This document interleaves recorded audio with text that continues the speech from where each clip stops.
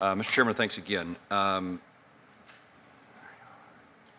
me start with this. How often do tribes actually, how often does this essential government function prohibit something from happening? Is there an application to the IRS that says this is an essential government function and then it's denied? What's the process by which we figure out that this kind of project doesn't qualify? Well, I'm going to give you a real-life application from my tribe, is that what we have found, and the essential government functions test, sometimes what it looks like or what it feels like from a tribal perspective is it depends on who comes out and talks to you about it and how they interpret it and how they develop it or how they want to apply it. So we could get somebody that comes out and tells us, this doesn't meet the essential government functions test, you can't do this. And literally we can have somebody 3 years later come out that says, oh yeah, this does meet it, we're okay. So it's very arbitrary. And both of those individuals that you're talking to is someone, an IRS agent, somebody who should have the authority to make that decision. Yes. Okay. So it becomes very arbitrary, and again, we're talking uncertainty. How can we know what we can or can't do if it depends on the day and who shows up? Do you have an example of what's been denied as not essential government? When we go back to that conversation, it does go back to pension plans and that kind of thing that we were working through, and we got a yes and then we got a no and then it was a no, and so we've had to go back and forth ourselves just because of a local IRS person. Just saying. Mr. I could say your name earlier, I should never have walked out the room. So I'm reluctant to ask you a question, but you do know it's addressed to you. Is there data on this issue of rejection, or if you went to the IRS and said, what have you done, what have you said yes to and what have you said no to? Does that kind of data exist? Well, I think first it would be a great question for the committee to ask the Internal Revenue Service. That data is important. We can look, initially there was about 6 years ago or so, between 2004 and 2006, the IRS was examining or auditing almost every issue that came out of a tribal government. And what that had the effect of doing was really killing the tax-exempt debt market for tribes. So some of the examples that were not permitted, and keep in mind the definition of essential government function test is anything that's customarily performed by state and local governments. So parking garages, golf courses, convention centers, and things like that are customarily performed were disqualified by the Internal Revenue Service.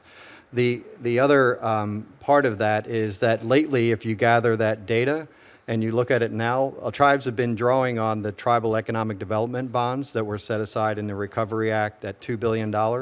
There's about $500 million left, and we're going to be out of that. So instead of going through all the hassle of hiring the attorneys and bond counsel and getting the financial firms and all the administrative costs queued up only to be turned down, the safer route is just go into the economic development bond pool and get your tax-exempt debt that way. That's a really good point, Mr. Desiderio. The circumstance would be you would spend a lot of money only to be rejected. Therefore, you may not ever make the application. Yeah. You'll find a different route, perhaps more expensive to accomplish. And we have the largest financial firms that are part of our, that frequently come to our organization, and they used to have separate divisions that just did tax-exempt debt for including tribes, and they're all gone. This market has effectively been squashed. On that topic, one of the things we need to think about in this broad topic that my colleagues want to talk about of tax reform is the deductibility, the tax-exempt status of interest on these financial instruments that we're talking about. Because there's another way we could end up, we could get you to be treated the same, only to discover that the tax treatment of those bonds is no longer the same as it is today, tomorrow. Right. So there's a broader topic here when we talk about what happens to tax reform.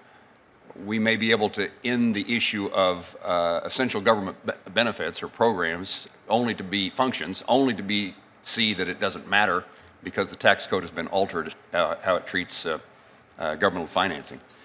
The final question I would ask is, on this topic of pensions, you maintain two types of pension plans, government employees and so-called commercial employees. I understand the circumstance in which that arises, but is there any estimate of how much money administrative costs would be saved by being able to administer a pension plan?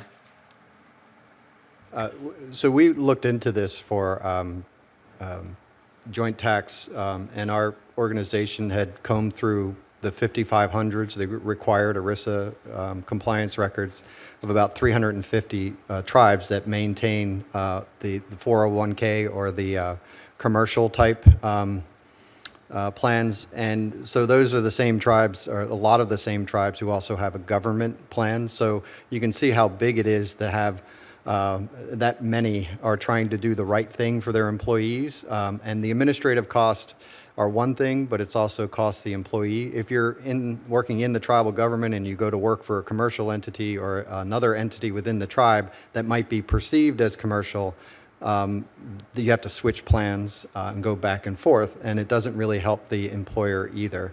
And the definition of essential government function test in pension plans is even more restrictive than in tax-exempt debt. And even if it is deemed an essential government function test, if the employee is doing anything that's deemed commercial, it's disqualified. So it's even more restrictive than the tax-exempt debt. Are these plans administered beyond a particular tribe? Is there economies of scale in which an organization provides the management of those pension plans across a greater number of tribes? No, those are mostly done on a tribe-by-tribe basis. Okay. Thank you all very much for your testimony. Mr. Chairman, thank you.